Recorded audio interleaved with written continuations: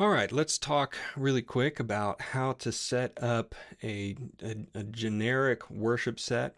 I'll give you a couple different ways to do this, and you know what? This is not based on any type of tradition or anything like that. This is supposed to be kind of just a framework that you can use in order to make your life a little bit more flexible and know what to expect. Okay.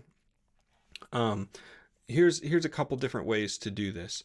One of the ways is to start with announcements and then do songs,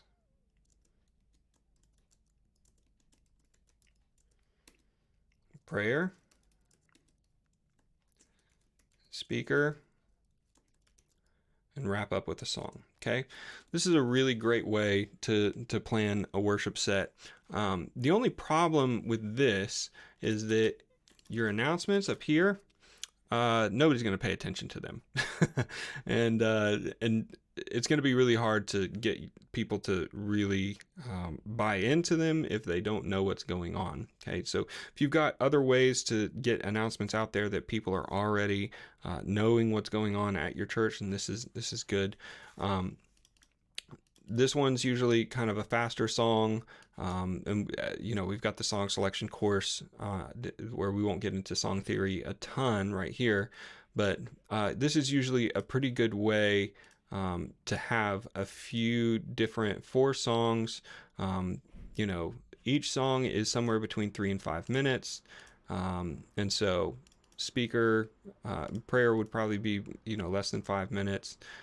Speaker could go for 20 to 30 minutes, and yeah, you've got a little bit more than an hour's worth scheduled here.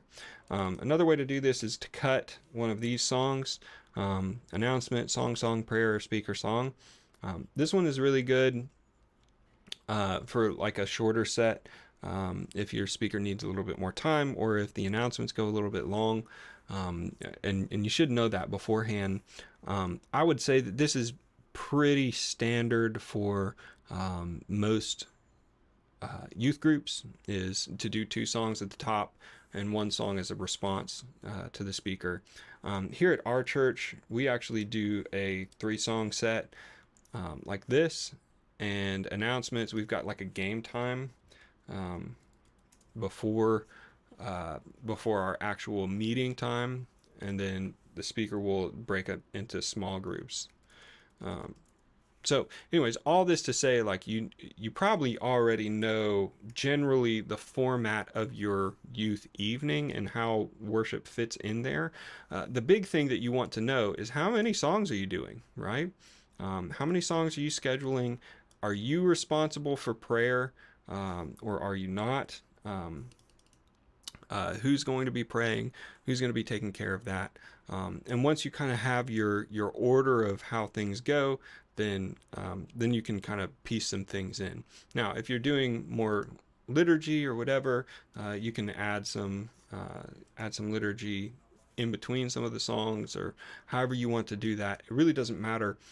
What I would encourage you to do is consider the flow of the worship set. Make sure that everything goes one into another.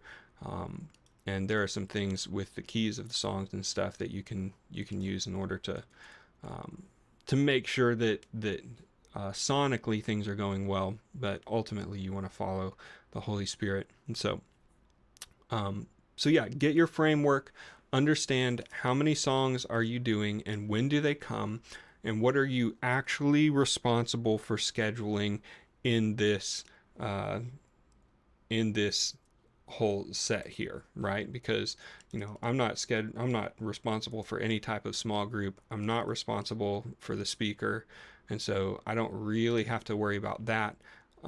If my youth leader is praying every week, I don't really have to worry about having somebody prepared to pray. I'm not concerned with announcements, and I'm not concerned with game time. I'm just concerned with these 3 songs right here, right? And so if you have that just kind of in your head, then it's going to be really, really helpful for you as you go to plan a set. Okay.